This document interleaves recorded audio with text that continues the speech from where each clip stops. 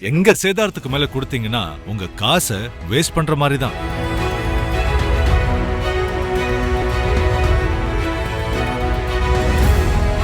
GT Holidays, South India's #1 travel brand. You know you are special when you're with GT Holidays. என் உயிரோடு கலந்திருக்கக்கூடிய தலைவர் கலைஞர் அவர்களின் உயிரினும் உயிரான அன்பு உடன்பிறப்புகளே,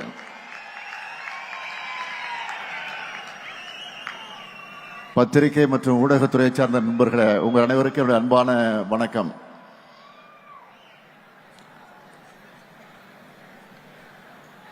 வேலுகிட்ட ஒரு வேலையை சொல்லிட்டா அதை பத்தி நாம சிந்திக்க வேண்டிய அவசியமே இல்லை. அப்படி இந்த கூட்டத்தை சிறப்பாக ஏற்பாடு செஞ்சிருக்கக்கூடிய வேலுவர்களுக்கு என்னதான் இளைஞரணியின் தம்பி உதயநிதி நன்றி சொல்லியிருந்தாலும், தலைமை கழகத்தின் சார்பில் தலைவர் என்கிற முறையில் நானும் நன்றி கூற விரும்புகிறேன். எதிரில் இருக்கக்கூடிய உங்களை பார்க்கும்போது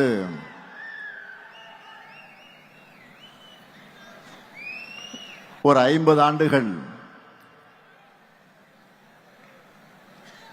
டைம் டிராவல் பண்ணி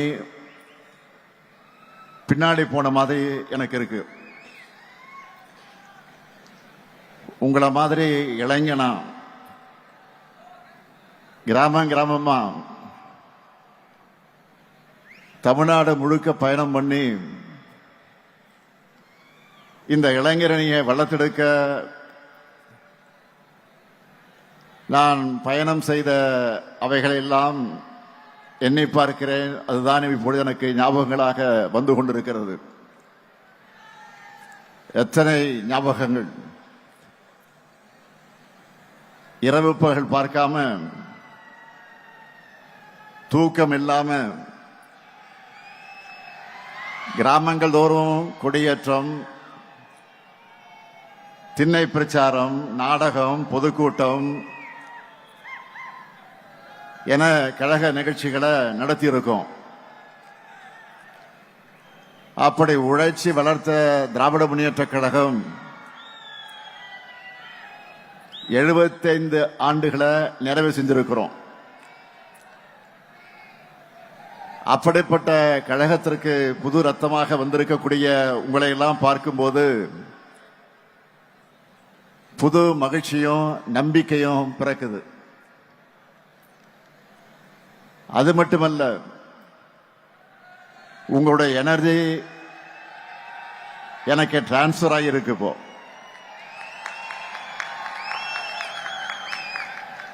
இந்த மாபெரும் இயக்கத்தை பேரறிஞர் அண்ணா அவர்கள் தொடங்கினப்போ அவருக்கு வயசு 40.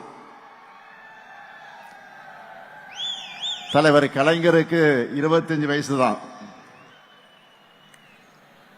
பேராசிரியர், நாவலர்னு பலரும் அவங்களோட இருந்தவங்க அத்தனை பேருக்கு 20கள் தான் இருந்திருக்கிறாங்க.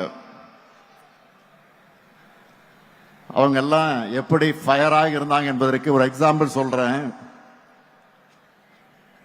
1941 தலைவர் கலைஞர் அவர்கள் தமிழ்நாடு தமிழ் மாணவர் மன்றம் என்ற அமைப்பை உருவாக்கினார். அதனுடைய 1ஆம் ஆண்டு நிறைவுக்கு புரட்சி கவிஞர் பாவேந்தர் பாரதிதாசன் அவர்கிட்ட இருந்து ஒரு வாழ்த்துப்பா வந்துச்சு. அந்த வாழ்த்துப்பால புரட்சி கவிஞர் எழுதின வரிகள் தான், கிளம்பிற்றுக்கான் தமிழச்சிங்க கூட்டம் கிழித்தெறிய தேடுதுகான் பகை கூட்டத்தை. இந்த லைனை கேட்கும் போதே அந்த இளைஞர்கள் எப்படி ஃபயராக இருந்திருப்பாங்கன்னு உங்களுக்கு புரியும். அந்த ஃபயர் பிராண்ட் தான் நம்ம திமுக.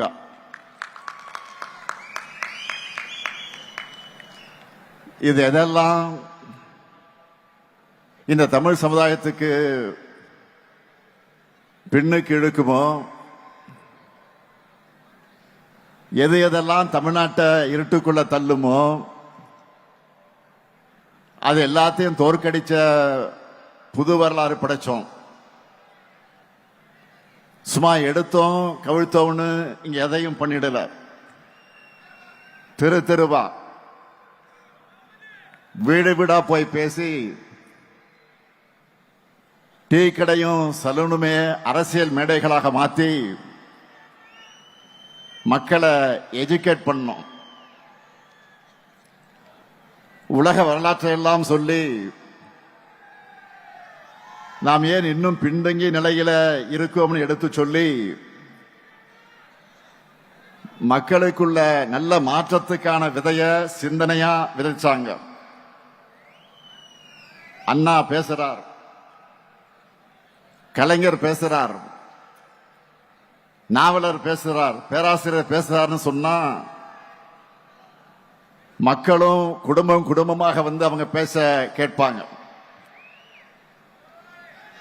அவங்க பேச்சுல சொன்னதையெல்லாம் மக்கள் அவங்க அவங்க ஊர்ல எடுத்துக்கிட்டு போய் சொல்லுவாங்க. திராவிட உணர்வை அப்படியெல்லாம் வளர்த்தாங்க. தமிழை நசுக்க வந்த இந்தி ஆதிக்கத்தை விரட்டினாங்க. அதனாலதான் தாழ்ந்த தமிழகமே அப்படின்னு கவலைப்பட்ட காலத்தை மாத்தி இப்போ திரும்பி பாருங்க தமிழ்நாட்டை என்று சொல்லுகிற காலத்துக்கு நாம் வந்திருக்கிறோம். அவங்க ஜெனரேஷன் அடுத்த கட்டத்துக்கு நகர்ந்ததும் அவங்களுடைய உழைப்பையும் தியாகத்தையும் கொள்கை உணர்வையும் அடுத்தடுத்த தலைமுறைகளுக்கு கொண்டு போகணும்னு தலைவர் கலைஞர் அவர்கள் சிந்தித்து எண்ணி உருவாக்குனதுதான் இந்த இளைஞரணி. 1980 ஜூலை 20 மதுரை ஜான்சி ராணி பூங்காவில் இளைஞரணியை தொடங்கினோம். அந்த கூட்டத்தில் பேசின தலைவர் கலைஞர் அவர்கள் சொன்னார், சோதனைகள், வேதனைகள், தோல்விகள், அடக்குமுறைகள், சிறைச்சாலைகள், சித்திரவதைகள் எல்லாம் படைகூட்டி வந்தாலும் இந்த கழகம் அசைந்து விடாமல், தொலைந்து விடாமல், மறைந்து விடாமல் ஒளிவிட்டுக் கொண்டிருக்கக்கூடிய அடித்தளம் நம்முடைய அமைப்பு முறை. அதோட நம்முடைய லட்சிய பயணம் சேர்ந்து தொடரும்னு முழங்கினார். இளைஞரணிய அறிவிச்சிட்டோம்னு சும்மா இருந்துடல. இதுக்கான கட்டமைப்பை பலப்படுத்தணும்னு முதல்ல ஐவர் குழுவை ஏற்படுத்தினார். அதற்கடுத்து 7 பேர் கொண்ட குழுவை தலைமை கழகம் நியமித்தது. அந்த குழுவிலே நான் ஒருவன். இன்றைக்கு நாடாளுமன்றத்தில் கஜித்துக் கொண்டிருக்கக்கூடிய நம்முடைய திருச்சி சிவா, வாலாஜா ஹசேன், பரிதி இளம்பழுதி,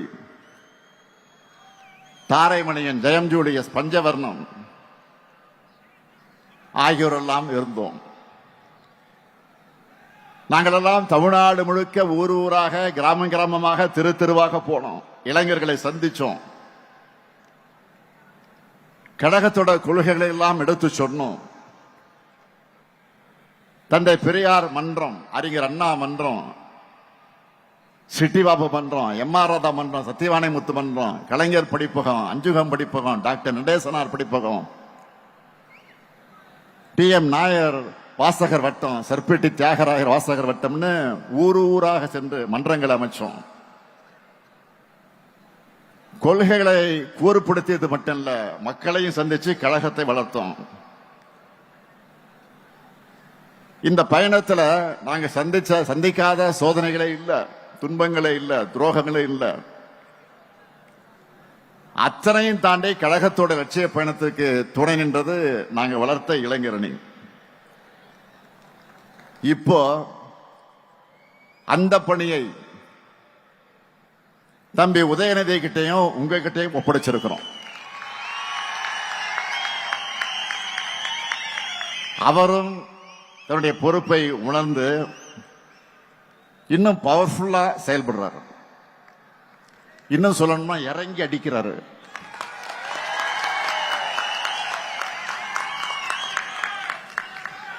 கொள்கை எதிரிகள் உதயநிதி மோஸ்ட் டேஞ்சரஸ் புலம்புறாங்க.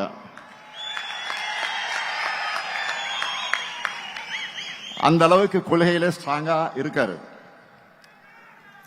கழகத்துக்கு எது தேவை என்று உணர்ந்து செயல்படுகிறார் உதயநிதி. முதல்ல அணியோட கட்டமைப்பை வலுப்படுத்தணும்னு லட்சக்கணக்கான இளைஞர்களை கழகத்தில் சேர்த்தார். அடுத்து அவங்களை கொள்கை ரீதியா ஸ்ட்ராங்கா ஆக்கணும்னு பாசறை கூட்டங்களை நடத்தினார். அடுத்து நம்மளோட கொள்கையில இன்னைக்கு இருக்கிற தலைமுறையினரும் புரிஞ்சிக்க வேண்டும் என்பதற்காக புது பேச்சாளர்கள் அவசியம்னு உணர்ந்து ஃபர்ஸ்ட் செட்ல 200 பேரை உருவாக்கினார். அவங்க பேச்சையெல்லாம் கழக மேடையில் கேட்கும்போது எனக்கு அவ்வளவு மகிழ்ச்சியா இருக்கு. அடுத்து இளைஞர்களான நீங்க இன்னும் ஷார்ப்பா பேச, ஸ்ட்ராங்கா களமாட நிறைய புத்தகங்கள் உருவாகணும். அதுக்காக முத்தமிழ் அறிஞர் பேர்ல பதிப்பகம் தொடங்கினார். சரி, இதெல்லாம் செஞ்சுட்டோம்னு சும்மா இருக்கல. இதெல்லாம் உங்களுக்கு சேரணும்னு அறிவு திருவிழா நடத்துறார். பல இடங்களில் லைப்ரரி ஆரம்பிக்கிறார். இதுதான் ஒரு பொலிட்டிஷியனுக்கு குவாலிட்டி. சரி, உதயநிதி விளம்பரம் செய்கிறாரு. அப்படின்னா அடுத்து நீங்க என்ன செய்யணும்? அதை பற்றி கூட உதயநிதி இங்க சொன்னார். நம்மோட லெகசியை மக்கள்கிட்ட கொண்டு போய் சேர்க்கணும். கழகத்தை வளர்க்கிற பணியில, கொள்கை விதைக்கிற பணியில ஈடுபடணும். காலையில முரசொலி படிச்ச பிறகு அதுல வெளியாகி இருக்கக்கூடிய கட்டுரைகள், கருத்துக்கள், தலையங்கங்கள், திராவிட இயக்க பார்வைகள்னு எல்லாவற்றையும் உங்களால முடிஞ்ச அளவுக்கு எல்லார்கிட்டையும் கொண்டு போய் சேருங்க. அது எல்லாத்தையும் சுருக்கமா இன்றைய இளைஞர்களுக்கு புரிகிற வரையில கிரியேட்டிவா மாத்தி உங்களுக்கு என்ன ஒரு ஸ்டைல பேசி எழுதி கொண்டு போங்க. அவங்களுக்கு விழிப்புணர்வையும் தெளிவையும் ஏற்படுத்தி தமிழ்நாட்டை உயர்த்தக்கூடிய கழகத்தின் பாதையில அவங்களை கொண்டு வரணும். இன்னைக்கு தொழில்நுட்பம் எவ்வளவோ பெருகிடுச்சு. அந்த அளவுக்கு உங்களுடைய கடமையும் பெருகிடுச்சு. ஏன்னா ஒன்றியத்தில் பாஜக அரசு 3வது முறையா ஆட்சி அமைச்சிருக்கக்கூடிய இந்த ஆணவத்தில் வலதுசாரி அமைப்புகளும் பிற்போக்கு சக்திகளும் ரொம்ப வேகமா முன்னே எப்போதும் இல்லாத ஆக்ரோஷத்தோட செயல்பட தொடங்கியிருக்காங்க. வெளுத்ததெல்லாம் பால் நம்பக்கூடிய மக்கள் கிட்ட பொய்களை, அவதூறுகளை, பிற்போக்கு எண்ணங்களை தேன் தடவி வார்த்தைகளால் கொண்டு போய் சேர்க்க ட்ரை பண்றாங்க. எடுத்துக்காட்டுக்கு சொல்றேன், எல்லோரும் ஃபேமிலி ஃப்ரெண்ட்ஸ் வாட்ஸ் குரூப்ல இருப்பீங்க. அதுல சொந்தங்கள் தங்களோட அன்பை, உணர்வை பரிமாறிப்பீங்க. ஆனா அதுல ஒருத்தர் மட்டும் எதை பத்தியும் கவலைப்படாம விஷம் தேய்ந்த கருத்துக்களை ஃபார்வர்ட் பண்ணுவாங்க. பலரும் ஏதோ படிக்காம அனுப்பியிருக்காருன்னு கடந்து போயிடுவோம். அதை அட்வான்டேஜா எடுத்துக்கிட்டு அவரும் தொடர்ந்து மெசேஜ் அனுப்புவார். அப்படிப்பட்டவங்களுடைய பிற்போக்கு கருத்துக்கள் தொற்று நோய் மாதிரி வேகமா பரவும். அதை தடுக்கணும்னா அதுக்கு மாற்று மருந்தான நம்முடைய கொள்கைகளையும் நாம தீவிரமா பரப்பணும். பொய்யை பேசுறதுக்கு ஒருத்தர் தயங்காத போது உண்மையை பேசுறதுக்கு நெஞ்சில உரம் இருக்க நாம் ஏன் தயங்கணும்? எதுக்காக இதை சொல்றேன்னா, இப்ப நம்ம தோல்ல தமிழ்நாட்டையும் தமிழ் மொழியும் காக்க வேண்டிய கடமை மட்டுமல்ல, ஒட்டுமொத்த இந்தியாவையும் நாட்டோட பன்முகத்தன்மையையும் காக்க வேண்டிய கடமை நமக்கு இருக்கு. இந்தியாவிலேயே பிஜேபிக்கு எதிராக ஐடியாலஜிக்கல் ஃபைட் பண்ணிக்கிட்டு இருக்கக்கூடிய ஒரே மாநில கட்சி நம்முடைய திமுக தான். அவங்களால வெற்றி கொள்ள முடியாதது நம்முடைய தமிழ்நாட்டை மட்டும்தான். அதனால்தான் அமித்ஷா போன்றவருக்கு நம்ம மேல எரிச்சல். பேசினாங்கல்ல, அண்மையில கூட என்ன பேசினார் அவரு? பீகாரை ஜெயிச்சிட்டோம், அடுத்து டார்கெட் தமிழ்நாடு தான் சொல்றாரு. மாண்புமிகு அமித்ஷா அவர்களே, நீங்க இல்ல, உங்க சங்கி படையே கூட்டிக்கிட்டு வந்தாலும் உங்களால் ஒண்ணும் இங்க பண்ண முடியாது. இது தமிழ்நாடு, இது தமிழ்நாடு. எங்களுடைய கேரக்டரையே புரிஞ்சிக்க மாட்டீங்களா?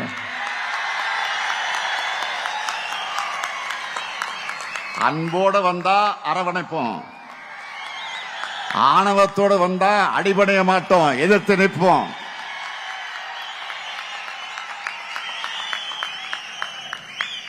மீண்டும் சொல்றேன்,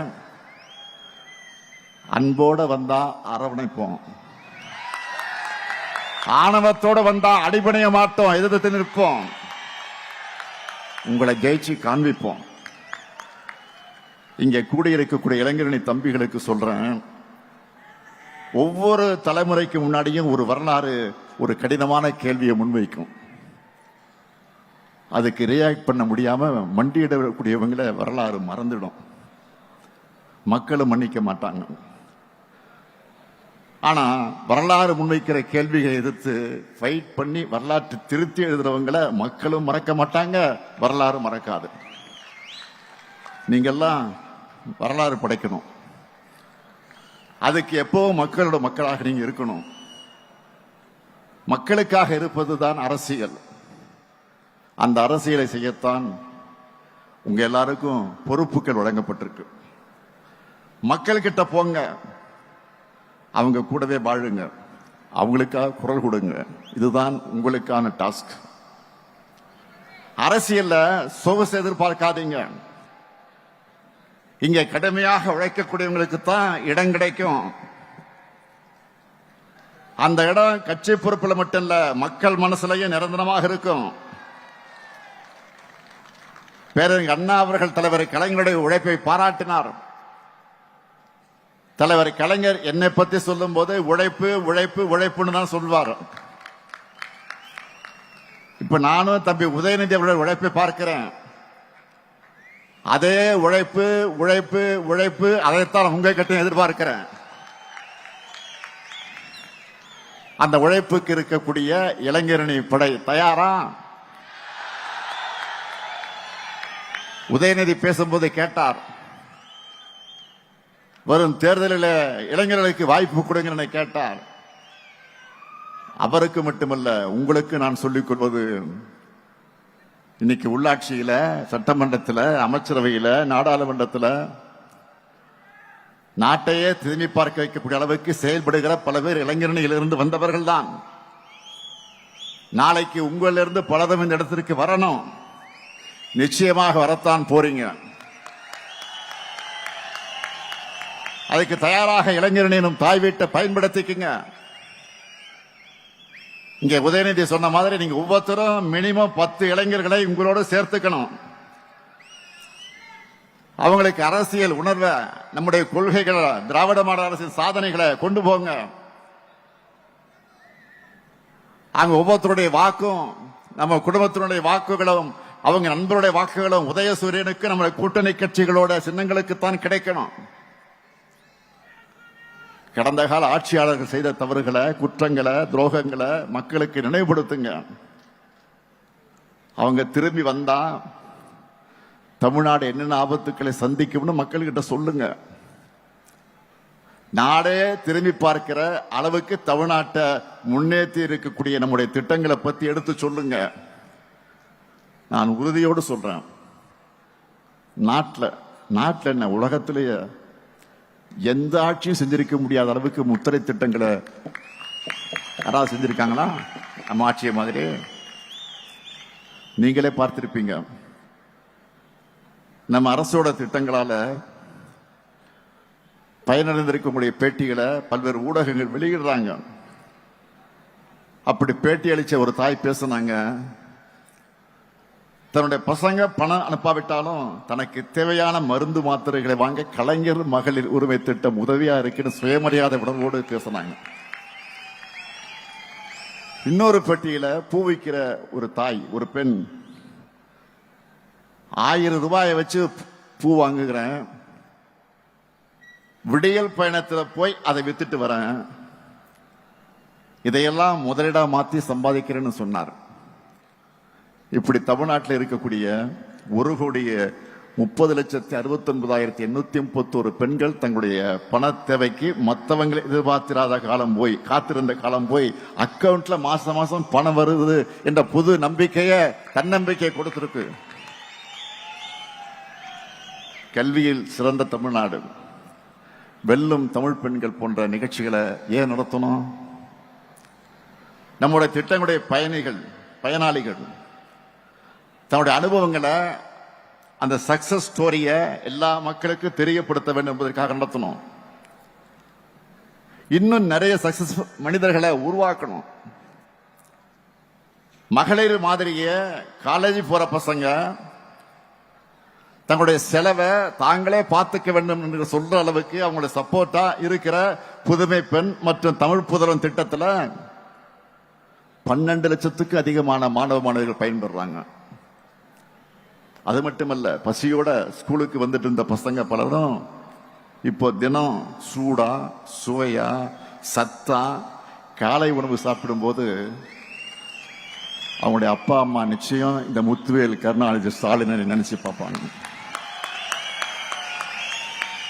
நான் முதலும் திட்டத்தில் படிச்சு நல்ல ஜாபுக்கு போற இளைஞர்கள் எல்லாம் நம்ம திராவிட மாடலுக்கு தேங்க்ஸ் சொல்றாங்க.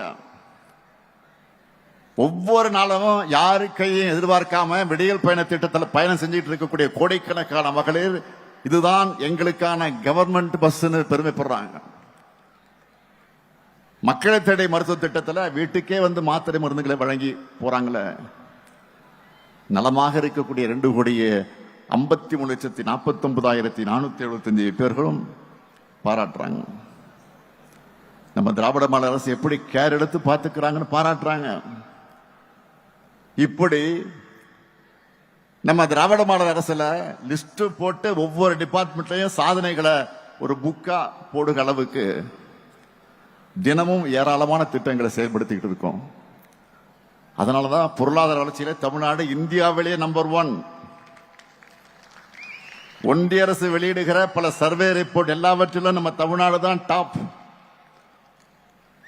இந்த திட்டங்கள் எல்லாம் பத்தியும் நீங்க ஃபிங்கர் டிப்ஸ்ல வச்சுக்கணும். இது எல்லாத்தையும் ஒவ்வொரு வீட்டுக்கு கொண்டு போய் நீங்க சேர்க்கணும்.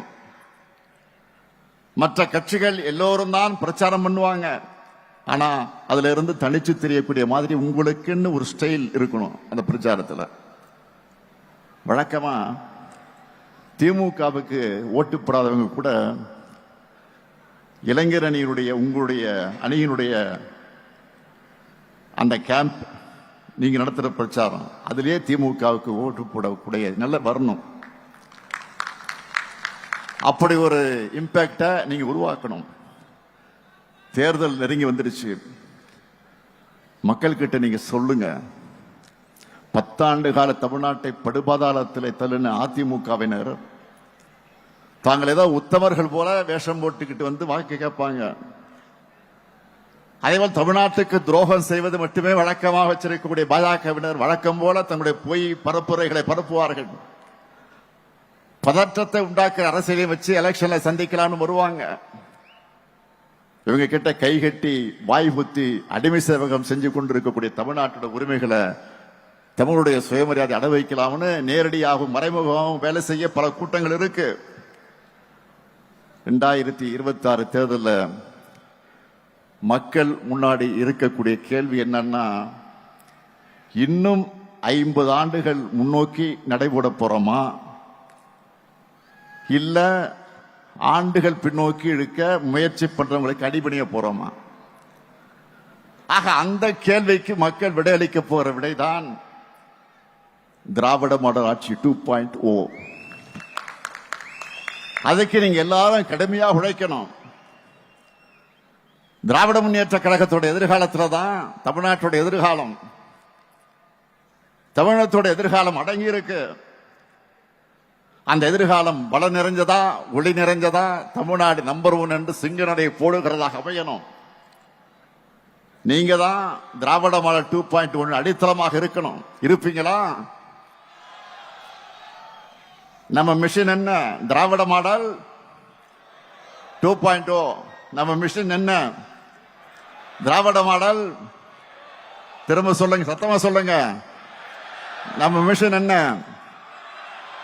அந்த வெற்றிக்கான பயணத்தை இன்றைக்கே தொடங்குங்கள். விடைபெறுகிறேன். நன்றி, வணக்கம். நக்கீரன் டிவிக்கு சப்ஸ்கிரைப் செய்யுங்கள். உங்கள் ஆதரவே எங்கள் பலம். ஆசிரியர்களுக்கு நண்பனாகவும் மாணவர்களுக்கு ஆசானாகவும் திகழும் தேர்வு வழிகாட்டி. ஒவ்வொரு பாடத்திற்கும் அனுபவமிக்க ஆசிரியர்களின் துல்லியமான தெளிவான விடைகள். CNC இருக்கு, தேர்வு பயம் எதற்கு? இது தீரன் பப்ளிஷிங் ஹவுஸ் விற்பனை வெளியீடு.